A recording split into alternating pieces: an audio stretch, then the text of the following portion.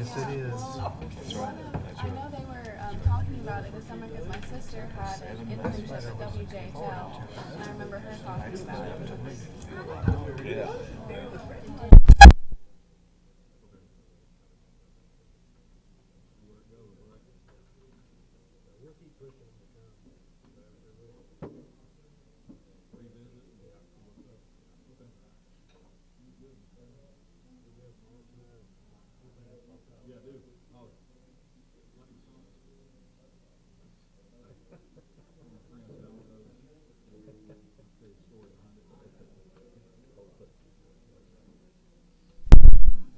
They were.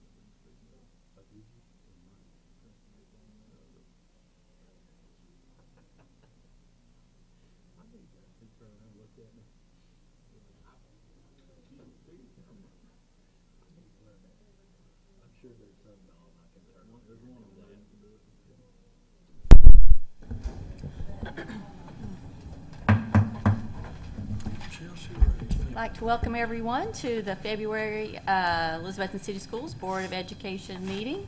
I hope everybody enjoyed this winter weather. It's going to hurt when it gets cold again. If everybody would please stand, Dr. Gardenauer is going to lead us in a moment of silence and pledge the flag.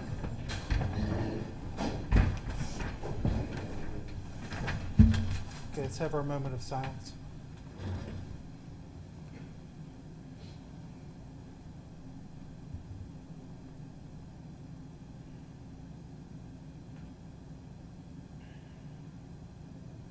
Thank you. Attention. Salute. Pledge. I Pledge allegiance to the flag of the United States of America and to the republic for which it stands, one nation, under God, indivisible, with liberty and justice for all.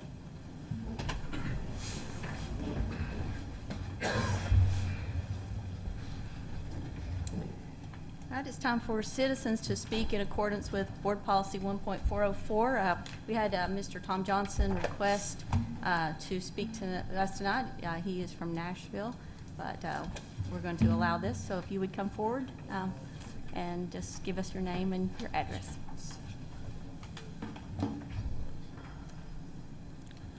Thank you, Madam Chair. Good evening, everyone. My name is Tom Johnson. I'm with Tennesseans for Nonviolent School Discipline. My address is P.O. Box 120094, Nashville 37212. I appreciate being given the chance to address the board about the corporal punishment policy being discussed. Since I can't cover all aspects of this issue, we have some supplemental points on our website, which is forkidsake.org. That's FORKID sake.org. I'd like to start with 3 questions. What are the risks involved with paddling students? How well can those risks be managed? And do the benefits truly outweigh the downsides? This paddle that I brought, I don't know how similar it is to the ones used at your schools. I've read the policy where it says the principal must approve the instrument, but there's nothing about the criteria for approval, no standards as far as what should be the size or weight of the paddle proportional to the student being struck with it. At the same time, school employees get no training on how to swing something like this safely and judiciously against a child's body. They're not required to demonstrate that they have really good, consistent aim and control. Some people don't know their own strength. And while it's true there has to be a witness anytime a student is paddled, witnesses get no instruction on how they should intervene if the paddling goes overboard. There are no safety pads to protect the student's tailbone and upper thighs in case the paddle hits off target.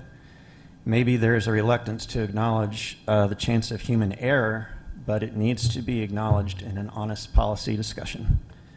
This lack of safeguards is true for most districts with corporal punishment, so it's no wonder there have been countless incidents where children are left with massive bruises and sometimes bleeding as a result of being paddled.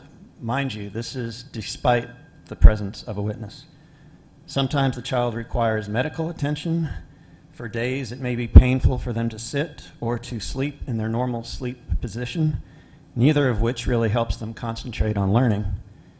In a few cases, the injuries are more serious. A Mississippi student was paddled, fainted less than a minute later, and when he fell, he broke his jaw.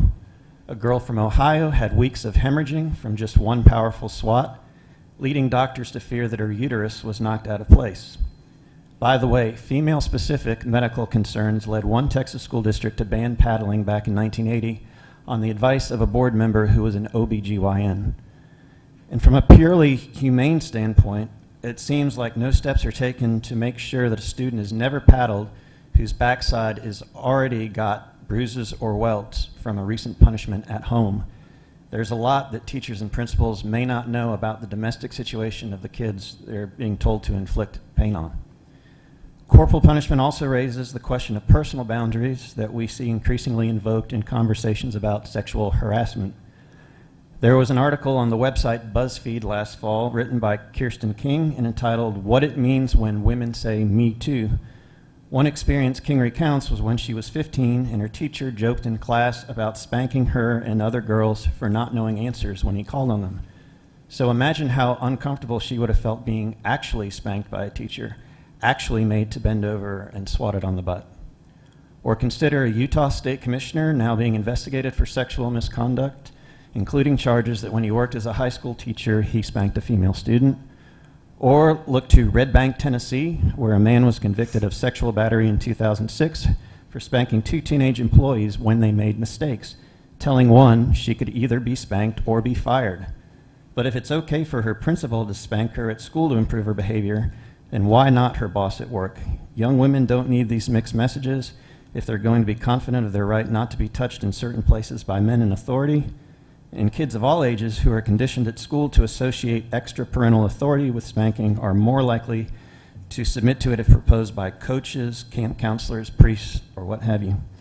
For another mixed message, we have the issue of hazing. In some instances, older students have paddled younger ones, and these paddlings are denounced as brutal assaults or at least reckless and liable to injure, yet often those same students are fair game for such treatment under the banner of discipline, and nobody balks at the hazards. As long as the paddler can say he followed procedure, he's got impunity. So given the prospect of injury or excessive pain, I would put this question to the board. Can you guarantee parents that any paddling their child receives will not be overly severe? Because that's what they're assuming when they consent to it. If you can't guarantee that, your best bet would be to learn from the many districts in Tennessee that have been successful without using physical punishment, including Maryville and Knox County.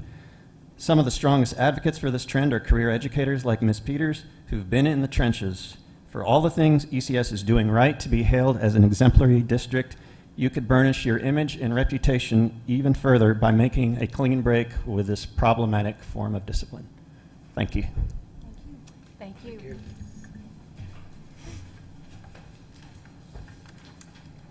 It's time to approve the consent and regular agenda. Can I get a motion to approve? So moved. Thank you. Do I have a second? Thank you. Anybody have any questions or comments? All right, hearing none. Item on the floor, approve consent and regular agenda. All those in favor, please say aye. Aye. Aye. All opposed? Motion carries. All right, Dr. Gardner? Hannah, would you like to go first? Yeah, so I wanted to talk about the Bartleby Entrepreneurship Business class that's happening at Elizabethton High School. 2 weeks ago, we went in front of the business board, which consisted of Kiwanians and financial advisors and stockbrokers and people that are intelligent towards business, and we presented our business proposals with our budget and our logo, and we were scored, and based on those scores, everyone in the class, there's 8 of us, and there's some pairs, so there's 5 businesses. We were all granted approval to start our business.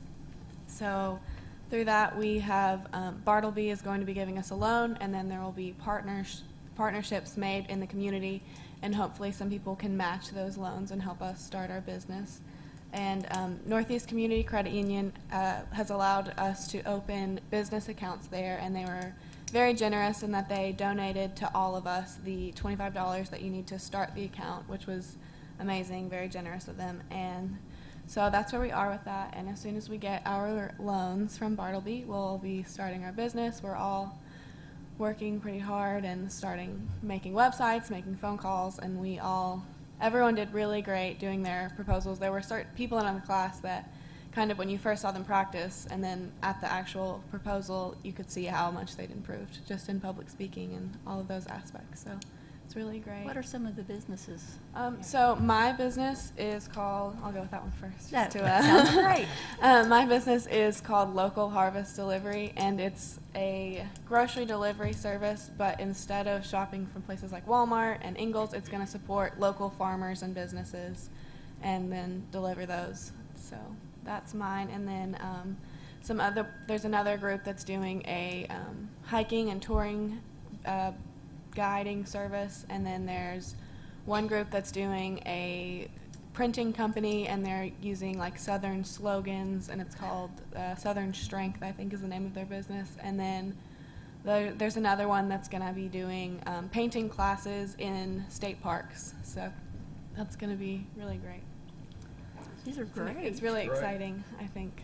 I hope they all take off and do well. That's great. Sounds like they will. Thank you. The business people are certainly appreciative and impressed, definitely. I'm glad. Thank you. Thank you. You go for it. Okay. I wanted to fill you in on a couple items that are on the agenda this evening. Our Education's a Trip. We've gone back and forth about timing and so forth with some of the trips that we have, but we're going to try to approve that this evening. It's up for you to approve. To give us an opportunity, already they've shown us that they can really help us on trips. We plan to save on one for a possibility to come up this week, about $600 on the trip, which would be great for us. The T.A. Duggar project, we are going to have an item on their memorandum of understanding. There is one change that the city late today, I received a call from the mayor and an email from the mayor asking us, we had an additional date of 2019 for them to do that by.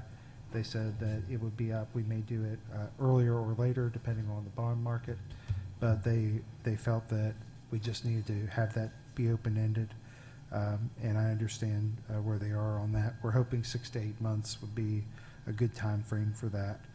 So we will, what you have in your packet this evening, we will make one small change to. Otherwise, they're fine with that. The Harold McCormick project, we met with Danny and John Hartman about that, and we're getting ready to look. They're getting prices for us to work with us on that, and we feel very soon that we will start working on that. Say great job to our basketball team. Of course, it's still going. Our boys basketball is going this evening. We had a great swimming. We had a great season this season. Coach Sutton did a great job, and we have more swimmers out, so we hope that that grows in the next couple of years for that. Our Bartleby team is heading to Texas, and they will be working with a school down there, and also we're going to be having a monthly conversation with another Bartleby school from from Florida. We're going to Skype back and forth with them. So I'll invite you all to come to those and be a part of those discussions as we're coming in the near future. We have our first one, Dr. Newman, coming up pretty soon. They're still working out all the details on that, but Is the Florida school one of the recipients of the? they are. Okay. They're a school that is working with XQ as Okay. well. So we're going to try to have our teachers and our teams working with theirs to do that. But they've made some initial conversations, but we're going to have a regular communication with them. We still have opportunity, Becca, for the book bus, donations from the community to help us. I think we need about $14,000. 6? Okay, so we've improved. Great. So we only need about $6,000 left to get started. So we'll be working closely with that as well and help push it over the top. Congratulations to Chris Berry, our principal, newly appointed at TA Duggar. We appreciate his leadership up to this point and expect that to be something that will grow, and we'll work with him. And I think TA Duggar is moving in the right direction there. We're happy to see Tyler here this evening, and so we're just so happy that he's with us and back with us and working with us again. Thanks to our city council for all of the time and effort in our last workshop that we had, and really has provided a lot of good fruit moving forward for us. So we want to thank them for their time. Next month, our budget workshop, our first of 2 budget workshops, we're going to meet at 5 before our next meeting. So if you'll want to write that down, and we'll do the budget workshop, and then we will do the meeting following the regular scheduled board meeting. What's the date? 20th. March 20.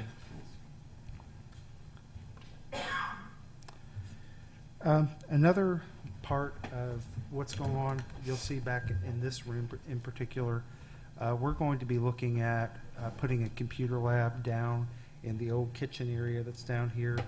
And I thought it would be fitting because Ms. Baker had done so much work in that particular room that we would name that after her if the board would be amenable to that.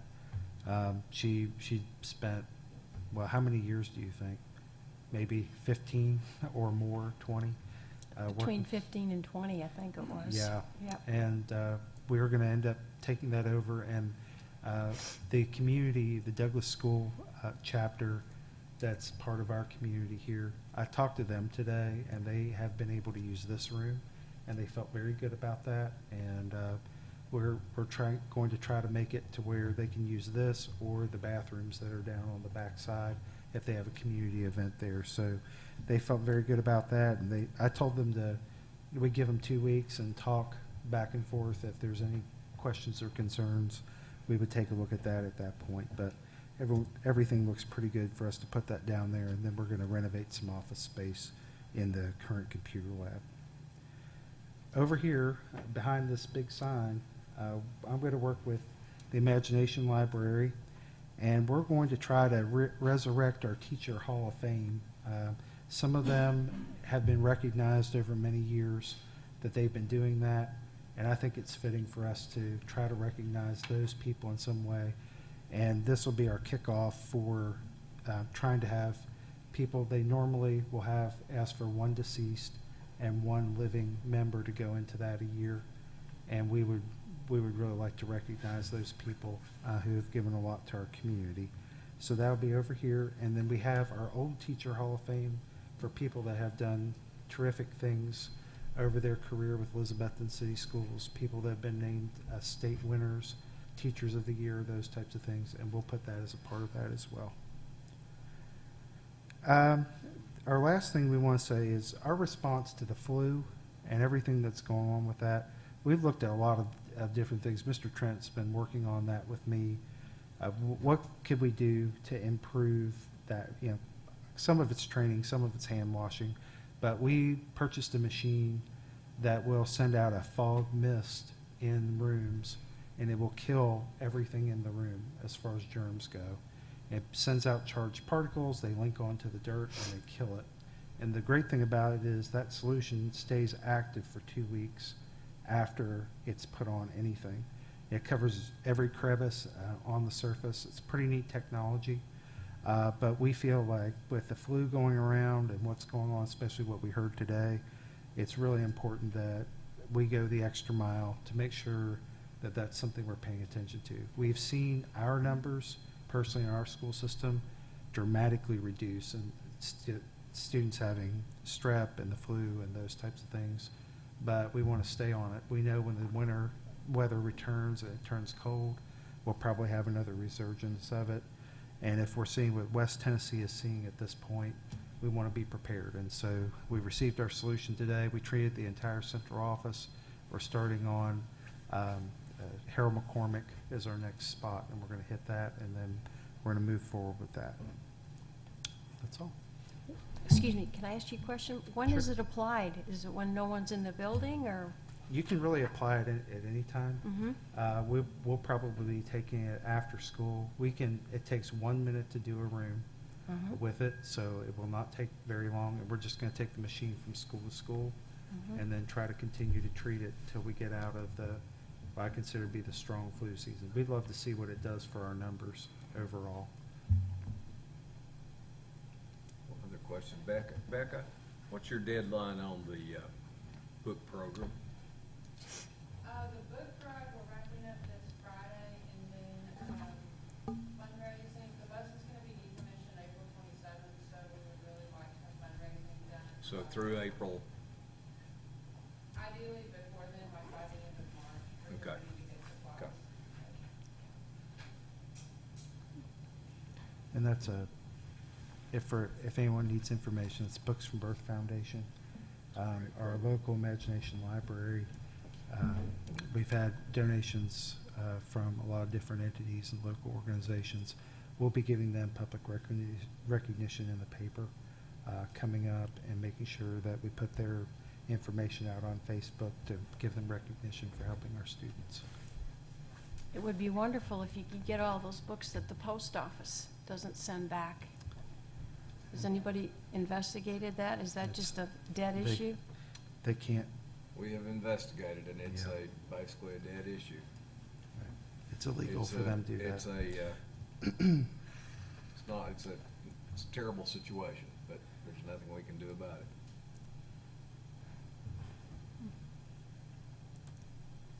Well, it's time for Mr. Thompson to come up, from the director of the Wandale Early Learning Center. I highlighted it so I would not miss you, so it's my new thing now.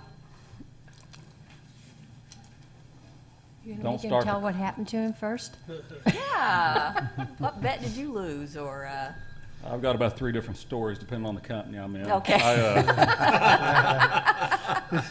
Catching my son jumping off a trampoline into the lake That's a good started one. it, That's a good and one. then finished injuring it working out. There, well, all of them are good. It's not a fun story, but I'll leave it at that.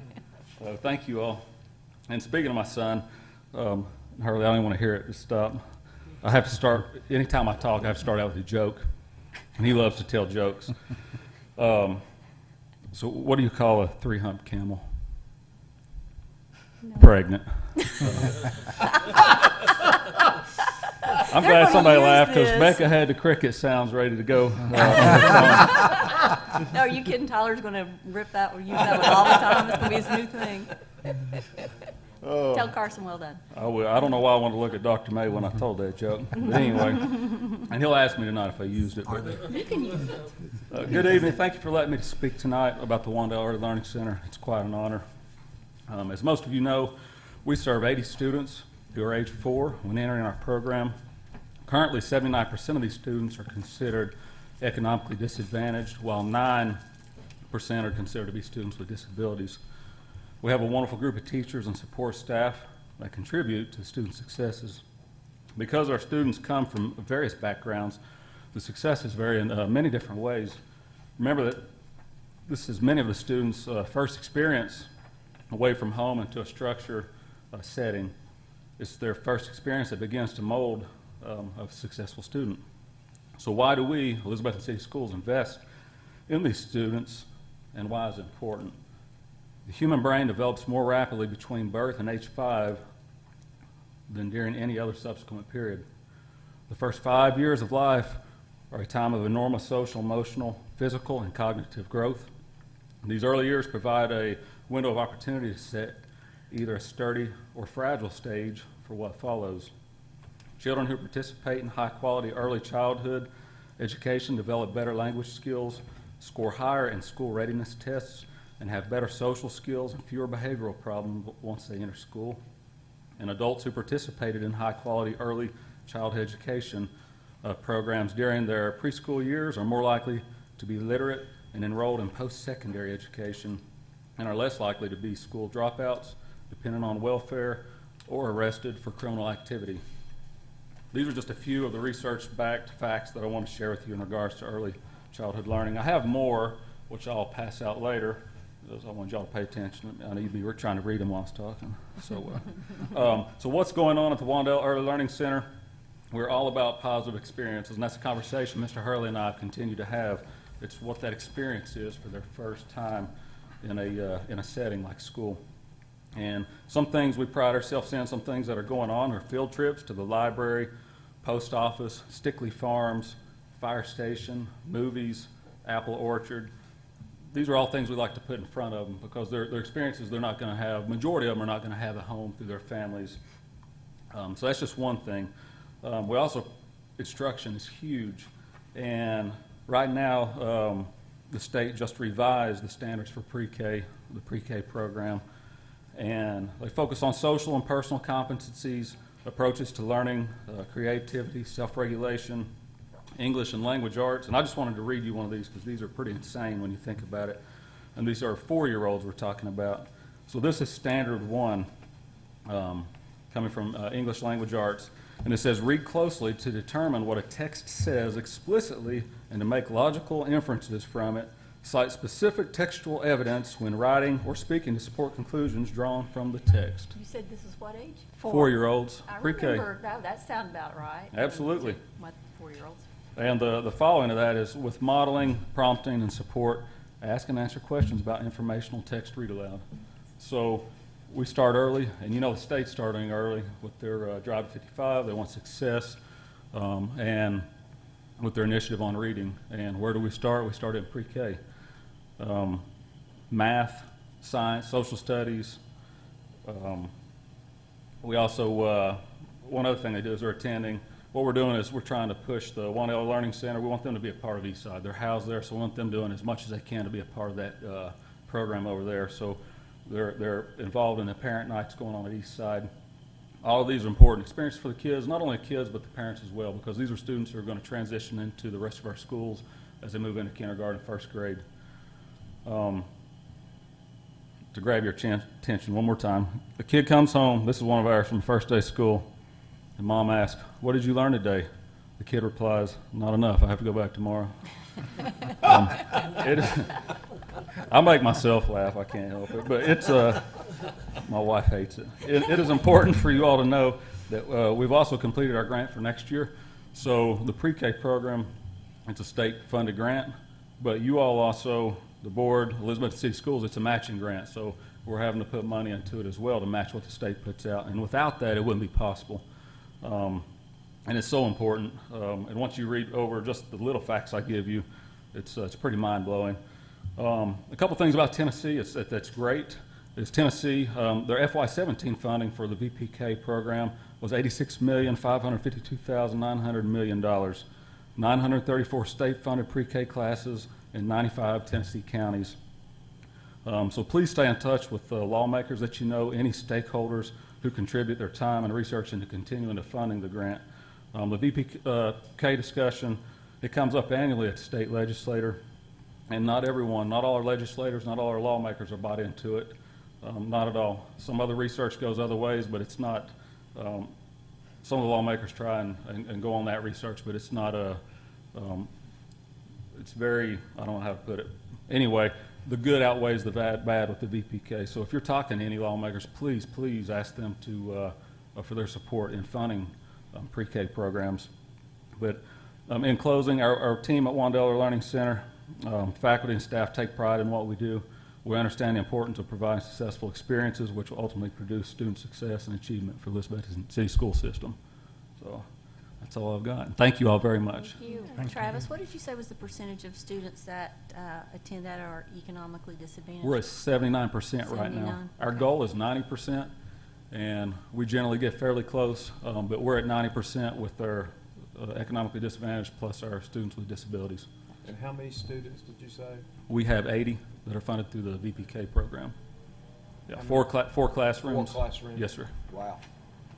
Yeah, so very important. We're anxious. We have to wait till April. We'll hear back on our grant for this upcoming year. You know, we hope we're going to get another 4 classrooms. That's our goal. Great program. Yeah, it is. Well, thank you all. Thanks. Thank you.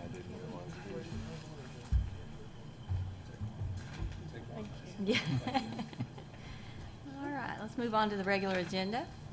First item, approve the award of bid number ECSS 2017-2018-01 for the purchase of one 66-passenger school bus to Mid-South Bus Center in the amount of $85,775. Can I get a motion to approve? So moved. Have a second? Second. Basically, they were the lowest bidder on the bus proposal we put out. We have had how many buses, John, from Mid-South? How many buses from Mid-South? Many we purchased?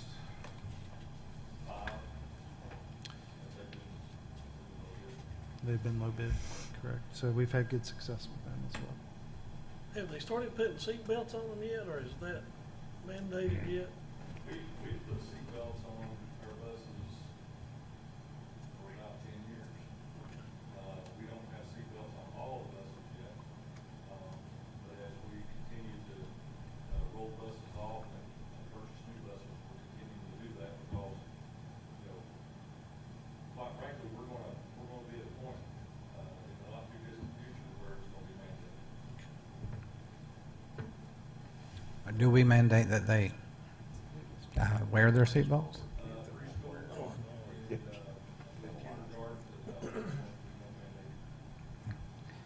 On the cameras on this bus, I saw that they upload.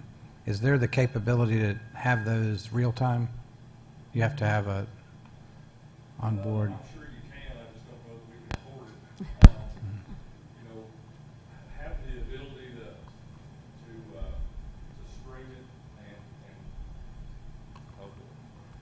having the ability to access it once the bus comes in from the route, that alone is a huge difference over what we're doing now. When we get a call from one of the principals needing to pull a video card, somebody has to, you know, I have to go down and pull Yes. it, or Mr. Street or Paul. And I don't know that it's cost effective for us to be able to look at doing something like I that. just wondered if that was, if it has a Wi-Fi connection, you can hook it to your phone and Wi-Fi it over. Right. Just curious. But the camera system is different than what we've had in the past. It is a 5-camera system. I think the principals and assistant principals will tell you that they're absolutely essential when dealing with issues, and we're fortunate we don't have a lot of tough or difficult situations that we have to deal with, but when you need to find out, you need to be able to see. So we're putting the standard camera on the back and on the front. We're also going to add a camera in the center, a camera over the driver's left shoulder looking out, because from time to time you have some folks that want to try to get on the bus, which will be helpful. And then we're also adding a stop arm camera. So we have a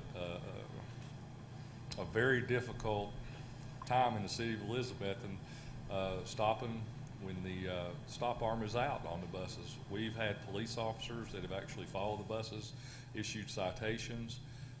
People are confused about, say, Elk Avenue, as to whether they have to stop or whether they don't. And if there's not a physical partition on a 4-lane, you have to stop on the other side. So Mr. Van Huss and I took a video of one bus stop back when we used to have a stop on Elk Avenue. We don't any longer. And 6 cars on the same side as the bus continue to go past in the outside lane, and none of the traffic on the other side stopped at all.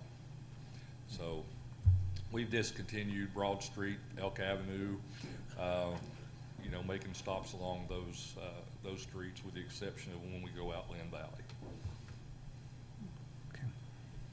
Any other questions, comments?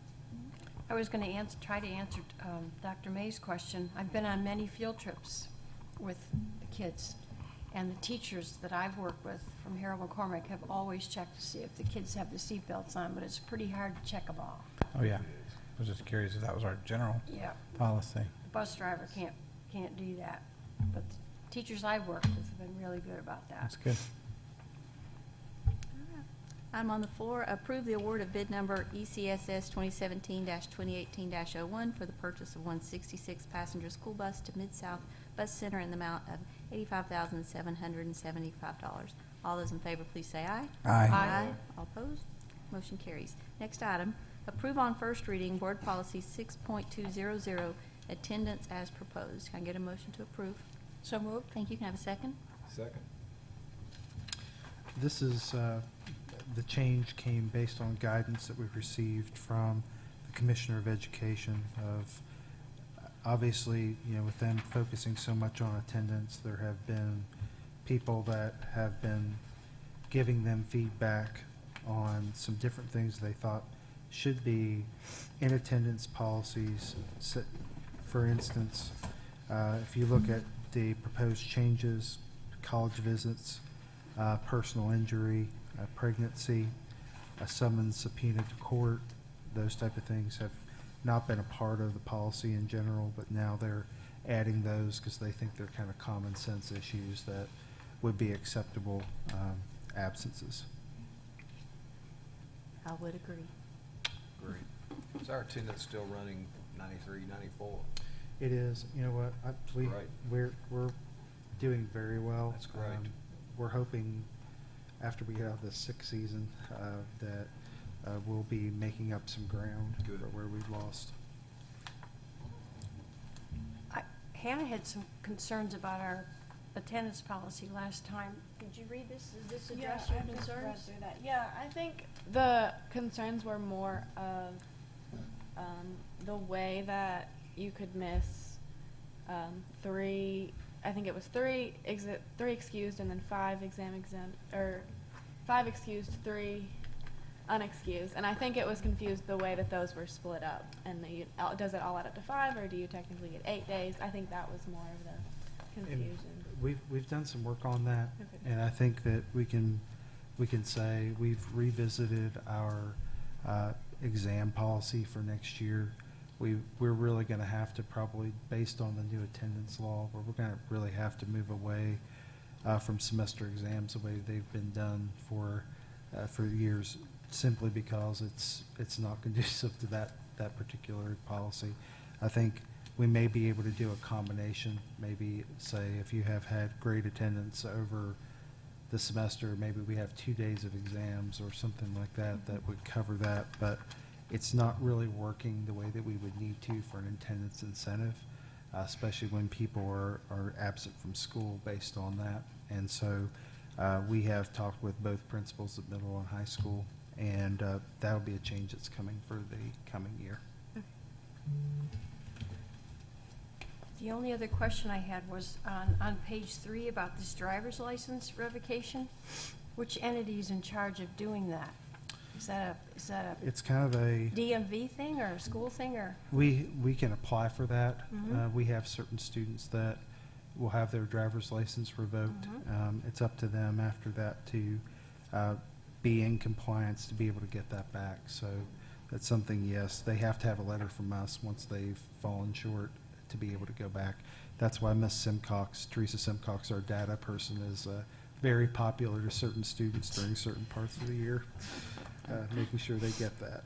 I believe that cites TCA 49.6, 3017C. That's actually in the state law. It's not us. Mhm. It is. It But is. we can it has it cited there, but we can actually forward it to the DMV and they will To the take care of it. DMV. I think we're required, actually, I think under we that are. statute to Yeah, I think you're correct. notify the DMV. Mm-hmm. You know, and that. Okay. Anything else? All right, item on the floor, approve on first reading, Board Policy 6.200, attendance as proposed. All those in favor, please say aye. Aye. All opposed, motion carries. Had a couple, 2 or 3 or 4 extra things. So, let's see. Approve proposed resolution number 2 for the City of Elizabethton pertaining to expenditures to be incurred for certain additions and alterations to the existing facilities of T.A. Duggar Junior High School. Can I get a motion to approve? So moved. Thank you. Can I have a second? Second. Thank you. Okay, this resolution, number 2, points out several things. Part of what we had asked the city council was that we would look at waiting until the bond market was favorable. We know that it's not generating the numbers we'd like it to generate right now. We think that that will improve, but our goal there is for the city council to make a commitment to do the project. And that's what we asked them during our workshop, and also so they have agreed and said, please send that resolution to the city council to be approved. The one change I will note is on number 4 on page 2. It says the indebtedness of the city's discretion, but not later than August 31st of 2019. We do not know when it's going to happen. It could be earlier, it could be later. It just depends. We do not have a crystal ball right now to know. I would hope that we are well under construction by that time, but we also want to make sure that this is something that would pass. The goal here also is that we would not exceed $4 million for the project. And we're basically what the city council would be doing at this point is agreeing that we are going to get this project done, not to exceed $4 million. And then we would move forward when the time was right to be able to do the project. So our agreement on our side is saying that we're going to spend the proceeds from the half-cent sales tax for school projects and the T.A. Duggar project, which we have. That's what we've done over many years. But at that point, they know that we're committed to use the half-cent sales tax to get that project done. So it's a equal agreement between us saying that we're putting our line in the sand and saying, hey, we're going to get this done. And I'm really appreciative of the mayor and the council and the city manager all coming together to agree to take this MOU and put it on the agenda for this month. Dr. Gardner, just to confirm, so I'll have it in my minutes correct, are we changing the verbiage in number 4 or deleting, or how?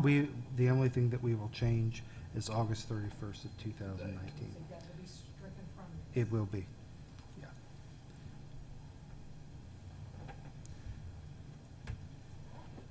Okay. Anything else? All right. Item on the floor, approve proposed resolution number 2 for the City of Elizabethton pertaining to expenditures to be incurred for certain additions and alterations to the existing facilities of T.A. Duggar Junior High School, making the change on number 4. All those in favor, please say aye. Aye. All opposed? Motion carries. Next item, approve proposed lease agreement between City of Elizabethton and Elizabethton Board of Education pertaining to the real property known as the old hospital property. Have a motion to approve. So moved. Have a second? Second. The goal of the old hospital property is for us to be in a partnership between the Elizabethton Soccer Association, the Boys and Girls Club, and the city school system. We would be we would hold the lease agreement, which means we're responsible for the facility.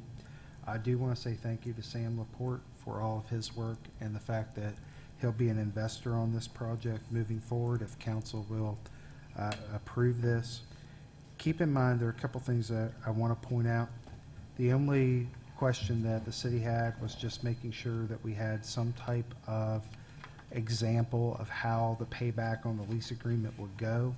And we'll probably add that as another piece of information, just spelling out, hey, you know, if we're coming back, and they sent out some information late today. for us to consider, which I will send to you all to take a look at. It is no different than what is written in the agreement. They just want to make sure that if they're saying this is how it will be paid back, they want to make sure a layman can understand how that works. And so I said, that's fine, no problem from us on that. And they'll give an example of how it might look in certain conditions. Some things to understand is that under conditions of premises in number 4, we're voting that we are going to look at the cost of remediation. And we have an opportunity, if the city passes this, and the remediation is a huge bill. Let's say that it comes back, we pass it, say that we're going to go forward with it, the city passes it. What happens when the remediation comes back at $100,000? Well, we've put a cap in the contract of $10,000 of what we would do, and then it says the board may to elect to remediate at that point. That we have some options at that point to really look at what we can afford to do, and then we can go to the city and say, you know, can you be a partner on that, and talk with us there. We will make alterations and improvements to the property. Our plan is just to sow grass and grade that to where we can put children on that. It's going to be a little bit less than an acre is the amount of ground that will be disturbed, and then we'll put it right really behind the credit union that's there. It's going to be in that bottom portion where we have a lot of parking for people to come in and out of. It's easy egress in and out of there. And so we require, one of the things that's great about this is if we're working with the property as the lessee of the property, the city will maintain certain things on their side, like we've asked them to maybe put a water line in so we could take care of watering the grass, those types of things. But at the same time, we require anyone that uses our facility to carry insurance. So we have to carry insurance, the city carries insurance because they are the lessor of the property, and then we have the people that come to use it carry insurance, like the Boys and Girls Club. They have a master agreement where they do that. So we will then work with that and try to make sure that if there is a surrender of the property at some point, I want you to know this too. Let's say the city comes along and they have a buyer for the property. They may ask us to vacate the property at some point. But what we've asked them to do is pay us back for the improvements that we've made over a period of time. The more use that we receive of the property, the less money we would get back because we would have more use during that. So, Do we have a time period on that? I mean, is it 30 days, 90 days? 90 days. 90 days, okay. And so they would let us know within that period of time so we could vacate, take all of our equipment and do that. And then they could terminate that if they so choose to move that way. Based on the conversation, if you were at the meeting, they talked about the possibility of just saying, is this a good green space? Is this a good space that we can, have for a park and, and do that, which we think it is, but we also know that if they can get tax money, a large amount of it, we certainly support that because that helps our kids too. So that's where we are on that agreement. Like on number 15 says quiet enjoyment. Who gets to decide what's peacefully and quietly enjoyed? I just pointed that out to Dr. May. I've never seen that. Any other questions or comments? We hope we will enjoy some quiet enjoyment there for many years. Okay, item on the floor, approved proposed lease agreement between City of Elizabethton and Elizabethton Board of Education pertaining to the real property known as Old Hospital property. All those in favor, please say aye. Aye. All opposed? Motion carries. Next item, approved proposed cooperative agreement between Education's a Trip, LLC, and Elizabethton City Schools. Can I get a motion to approve? So moved. Thank you. Have a second? Okay. This particular agreement is with Education's a Trip. It was a company that we've been working with for almost a year and trying to get terms and conditions.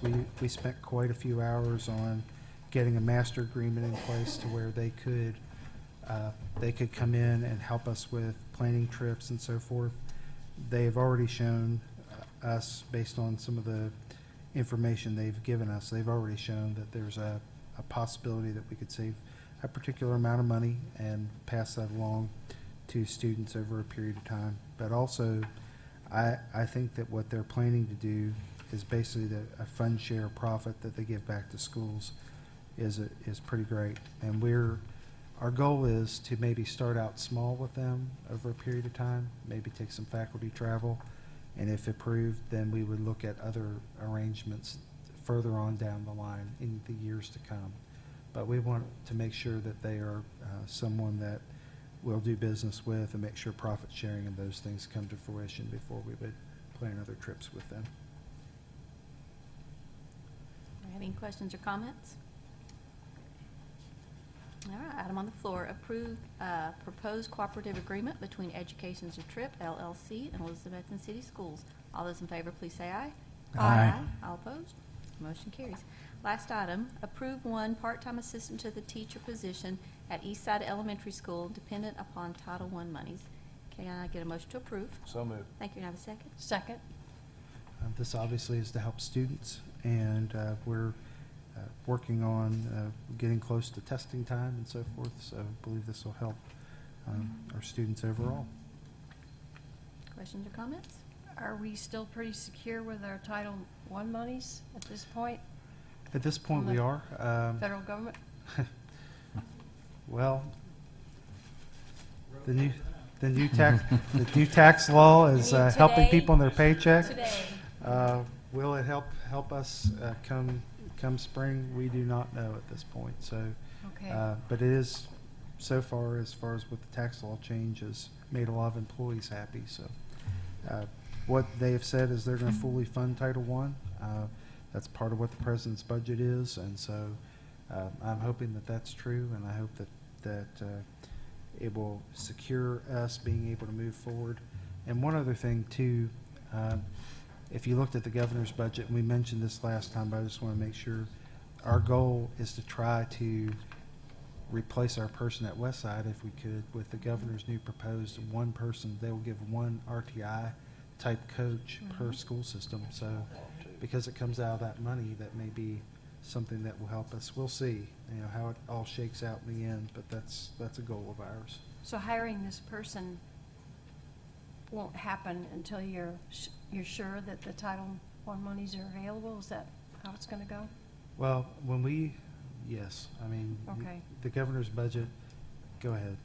The Title I monies are there. Yeah, for this position. For this position. It's Right. no problem. When we got the increase that we weren't expecting, Westside was able to give an assistant.